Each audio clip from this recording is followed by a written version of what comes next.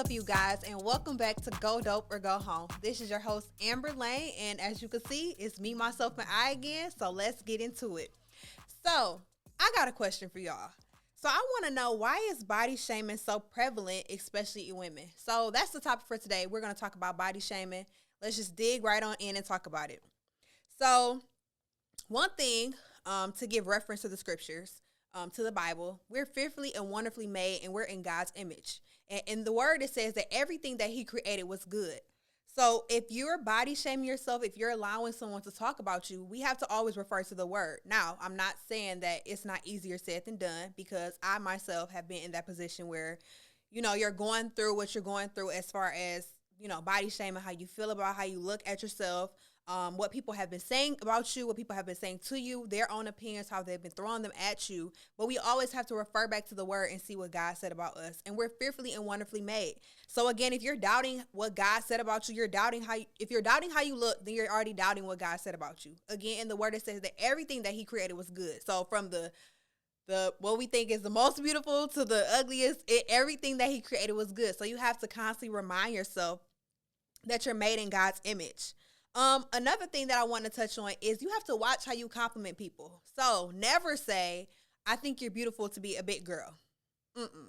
Or, I wish I had your stomach, or picking different things about somebody and not really at the end of the day, you're not really complimenting them. You're just kind of putting your opinion, but trying to make it a beautiful opinion in your own mind. And it's not. We have to watch how you compliment someone. If you're going to uplift them, uplift them. You're beautiful, period. Don't say anything about their weight, their size, the color of their skin, because at the end of the day, if they already are self-conscious about how they feel, about how they look at themselves, you're doing nothing but adding more damage to that person.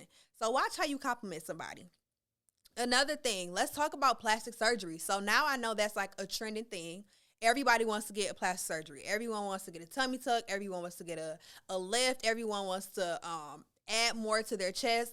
And all those things, this your opinion. You do what you want to do concerning your body. It's your body. At the end of the day, it should be your opinion about what you're doing. So never let what someone says about you be the reason why you go and do these things, because at the end of the day, you have to deal with the root of the problem. Why am I going to get a lift? Why am I going to get a tummy tuck? Is it because I just had a baby and I want to go ahead and I know I'm not going to have any more kids and I want to suck it in? If that's what you want to do, girl, do your thing. However, don't do it because someone says, oh, you're too fat, you need to go get that tucked. I know for me, I've been pretty much the same size all of my life. I went through high school ranging about 115 to 120. Pretty much my whole life I've been this size. And I noticed that growing up, a lot of people like, oh my God, do you eat? Or when are you gonna eat? Or are you gonna gain any weight? Or it was never edifying to me. Or you're cute to be so small. Like, who wants to hear that? I mean, honestly. So I dealt with those things going through my life. And I noticed when I started gaining weight, when I started getting a little older, then it was like, oh, girl, you getting a little thick. Like, it changed. Everybody's narrative is going to change according to how you look, but you have to be comfortable in your own skin. So, again, that was something I dealt with growing up, and then I would be compared to other girls like, well, you probably should be her size because you're too little, or why don't you try to gain some weight? Why don't you try eating more? In actuality, at one point in my life, I was really stressing really bad. And that caused me not to eat. But when people were giving me their opinions, oh, you need to eat, I don't want to eat right now because I'm stressed. I'm going through. You never know what someone is going through. So it's very important that when you say something about someone, you know the backstory. Why don't you edify that person? Why don't you uplift that person? Because you literally never know what anybody is going through. Somebody may have lost in their lives. May have had a miscarriage. Someone may have, had a hard time in their pregnancy. They may have gained a lot of weight. You have no idea why some people may stress eat. You literally never know what someone is going through. So it's very important that when you're body shaming someone, you know the story before you body shame them. Actually, you shouldn't be doing it at all. But if you just have to pry your mouth open and say something negative, make sure you know the backstory before you do it. So I never like talking about body shaming because I had an issue with how my body looks. And a lot of times we don't talk about issues because we want to suppress how we feel. because when you talk about it, then there's a conversation that comes along with it. So now the older I get, the more I'm like, okay, I have to talk about it, because it may be somebody in my shoes that cannot gain weight, you know what I'm saying? Or they don't wait. Sometimes when you have a baby, that's when you start to gain weight. And then they're like, well, you shouldn't have asked for any weight gain. You should have. Some people are trying to gain weight and they can't. Some people are trying to lose weight and they can't, for whatever the reason may be. It may be a health condition. It may be stress. It may be anything. But again, you have to just watch what you say. Y'all really take heed to what I'm saying, because it's so important. Our world is being, especially women, is being torn down because of the opinions of other people. And it's an easy fix for someone to say, well, get thicker skin. But okay, if I get tough skin, at the end of the day, I still have to deal with what's going on the inside. So before you go get that plastic surgery, before you allow anyone's opinion, first you have to do self-inventory on yourself. Ask yourself, why don't I like myself? What is so hard? What changed? If you figure out what changed initially, then you can always try to find the solution. When you find the problem, you can find the solution. So go back and say, what changed? What happened? Why did I let myself go? Why did I start eating so much? Why am I not eating? What did somebody say about me that I'm officially taking what their beliefs are and I'm making them my own? Because you don't have to. No matter what anybody says, you have to deal with you at the end of the day.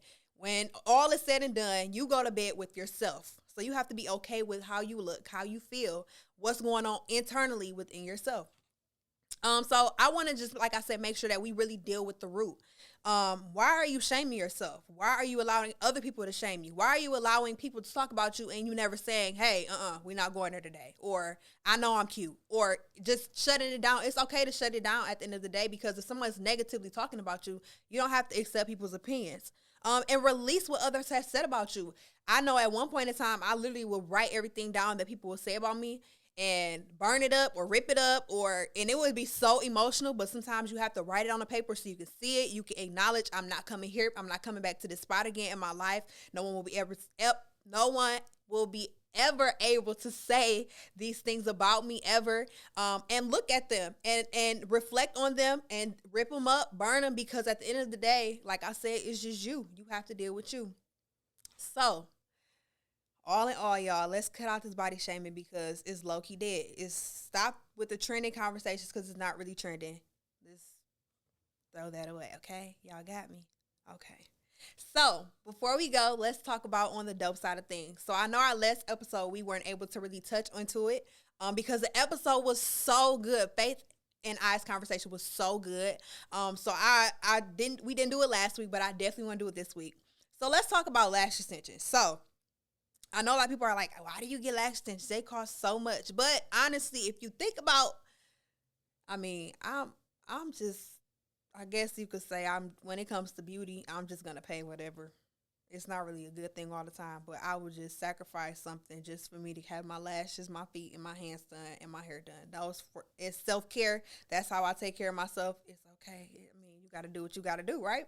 So lash extensions to me are a well worth investment, especially when you are able to do your makeup and you're able to wake up and go. So in the morning, you have to wash your face. You already have pretty much a full look without even having to do too much of anything, because your lashes are already done. You may do a little eyebrow, but outside of that, if your eyebrows are arched, you have your lashes on, you can just get up and you can go.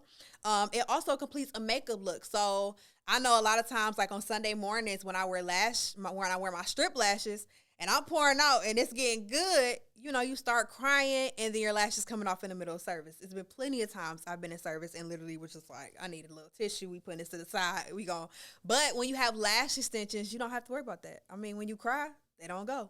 They do they grow out with the process of your actual lashes. So it goes in the lash growth process, but it's not like it's unless you don't have a lash tech that knows what they're doing. So you have to do your research. Make sure you're actually looking for a great lash tech. Make sure that you're actually doing your homework on lash extensions. How are they actually applying their lash extensions? Because at the end of the day, these are your eyes. It's so important what you put around your eyes, because there's so many infections going around within your eyes because people are not paying attention to the glues they use. Don't allow anybody to do lash extensions and they're using hair glue. That's not safe. First of all, they shouldn't have a license. They need to get that in check. Make sure you're doing your research. So a tip that I want to give regarding lash extensions are make sure you're washing your lash extensions. I know because it's a wake up and go move or because you feel like your makeup look has already been completed.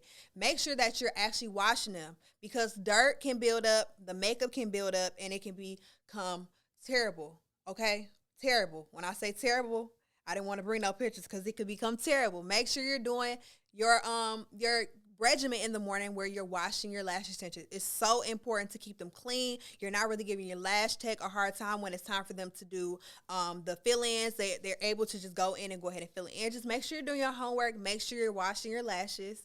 I love you guys so much. Thank you guys for tuning in this week. I can't wait to see you on the next episode.